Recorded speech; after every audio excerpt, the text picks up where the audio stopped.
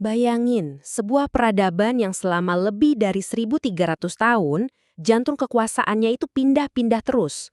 Dari gurun yang tenang, jadi pusat imperium militer, terus jadi merkusuar ilmu pengetahuan dunia, sampai akhirnya jadi hegemoni birokrasi raksasa.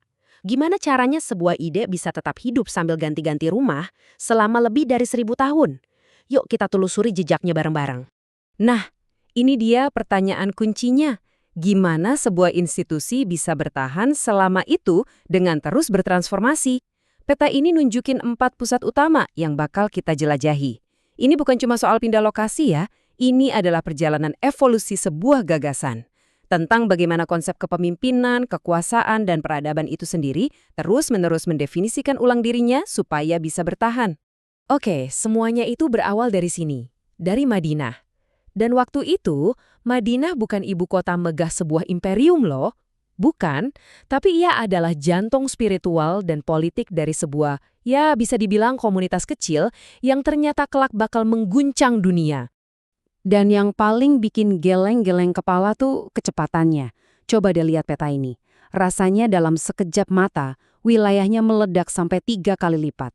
Coba bayangin deh, sebuah kekuatan yang lahir di tengah gurun pasir, tiba-tiba menguasai wilayah yang luasnya bukan main. Ini benar-benar kayak Big Bang-nya sebuah peradaban. Jadi, apa sih DNA dari era pondasi ini? Gampangnya, kepemimpinannya sangat spiritual dan adil. Terus didukung sama militer yang disiplinnya kuat. Tapi, ironisnya, kekuatan terbesarnya, yaitu pertumbuhan yang super cepat itu, justru yang jadi awal kehancurannya. Wilayah yang jadi terlalu luas, jadi susah diatur, akhirnya memicu konflik internal. Dan inilah yang memaksa pusat kekuasaan untuk cari bentuk yang baru. Dan pergeserannya, wah ini dramatis banget. Dari yang tadinya sederhana dan spiritual, kita langsung lompat ke sebuah imperium militer yang dingin dan sangat pragmatis. Pusatnya, Damaskus. Fokusnya berubah 180 derajat.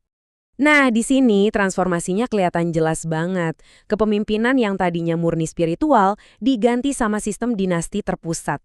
Jadi, satu keluarga yang berkuasa. Tujuannya juga berubah total. Bukan lagi soal penyebaran ide, tapi penaklukan wilayah, titik. Dari Damaskus, kekuasaannya membentang dari Spanyol di barat sampai ke Asia Tengah di timur. Gila kan? Yap, era Damaskus ini bisa dibilang eranya pedang dan strategi. Fokus utamanya ya cuma satu, kekuatan militer yang disiplin yang dikomando dari pusat kekuasaan yang megah. Tapi ya itu dia, ironisnya lagi, kekuasaan absolut ini melahirkan kemewahan dan perpecahan dari dalam, yang ujung-ujungnya ngeruntuhin imperium ini lewat kudeta militer. Dan perbandingan ini, wah ini ngasih gambaran yang jelas banget soal pergeseran berikutnya. Dari Damaskus, si penakluk militer, kita pindah ke Baghdad, si penjelajah intelektual. Kontrasnya tajam banget kan?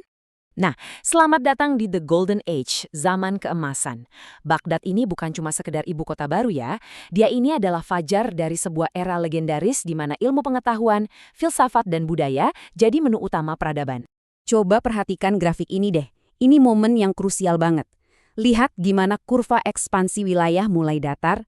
Nah, di saat yang bersamaan, kurva intelektualitas dan sains justru meroket. Seolah-olah energi yang tadinya dipakai buat menaklukkan tanah, sekarang semuanya dialihkan untuk menaklukkan batas-batas ilmu pengetahuan. Dan fokus baru ini benar-benar tercermin dari pemimpinnya. Khalifah Al-Ma'mun, contohnya, sampai digambarkan sebagai rasionalis sejati. Di bawah kepemimpinannya, Baghdad itu jadi kayak magnet intelektual dunia. Semua sarjana, dari Yunani, Persia, sampai India, pada datang ke sana. Hasilnya, ledakan ilmu pengetahuan yang luar biasa. Tapi ya, zaman keemasan ini pun ada akhirnya. Kejatuhannya terjadi lewat 3 tahap. Pertama, Khalifah mulai kehilangan kekuasaan nyata, cuma jadi boneka para jenderalnya. Kedua, wilayah-wilayah kekuasaan mulai misahin diri, yang bikin pusat kekuasaan jadi bangkrut. Dan puncaknya, klimaks yang super tragis di tahun 1258 saat invasi bangsa Mongol menghancurkan Baghdad sampai luluh lantak. Tapi institusinya nggak langsung lenyap loh. Dia bertahan, tapi sebagai kekhalifahan bayangan di Kairo. Maksudnya gimana? Jadi kekhalifahan ini udah kayak stempel kerajaan aja. Dia udah nggak pegang pedang lagi, tapi kehadirannya itu dibutuhin buat ngasih stempel sah ke siapapun yang lagi pegang pedang. Jadi cuma bayangan yang ngasih legitimasi. Oke, dari bayang-bayang di Kairo, kita sekarang masuk ke babak terakhir. Bentuknya yang paling kuat dan paling terorganisir. Pusatnya di kota super strategis, Istanbul, di bawah Kesultanan Utsmaniyah. Nah, yang mereka lakukan ini cerdas banget. Mereka berhasil menyatukan lagi kekuatan militer dan otoritas agama, terus dibungkus dalam sebuah mesin birokrasi yang raksasa. Dari Istanbul, mereka membangun sistem hukum dan administrasi yang super canggih untuk mengelola sebuah kekaisaran yang isinya macam-macam bangsa. Imperium Utsmaniyah ini mencapai puncak kejayaannya, bahkan kekuasaannya sampai ke jantung Eropa. Tapi seperti siklus yang udah kita lihat sebelumnya, kejayaan itu pelan-pelan meredup. Usaha modernisasi gagal total. Sampai akhirnya, di era modern, institusi kuno ini resmi dibubarkan dan digantikan oleh Republik Turki. Selesai. Oke, kita udah jalan-jalan melintasi 1.300 tahun dan 4 pusat kekuasaan. Jadi, apa sih kesimpulan utamanya? Poin yang paling penting adalah ini. Kekhalifahan itu bukan satu entitas tunggal yang kaku dan gak berubah. Nah, tabel ini merangkum seluruh perjalanan epik kita dengan sempurna. Lihat deh gimana fokusnya geser terus. Dari spiritualitas di Madinah, jadi kekuatan militer di Damaskus, terus beralih ke eksplorasi intelektual di Baghdad, dan akhirnya jadi mesin birokrasi di Istanbul. Setiap era punya pahlawan dan kejatuhannya masing-masing. Jadi, pada intinya, ini adalah kisah tentang sebuah organisme peradaban yang terus beradaptasi. Dia berevolusi dari komunitas spiritual, jadi mesin penakluk, terus bertransformasi jadi mercusuar rasionalitas, bertahan sebagai simbol bayangan, dan bangkit lagi sebagai birokrasi raksasa. Sebelum akhirnya ia takluk pada zaman dan melebur ke dalam era negara bangsa modern.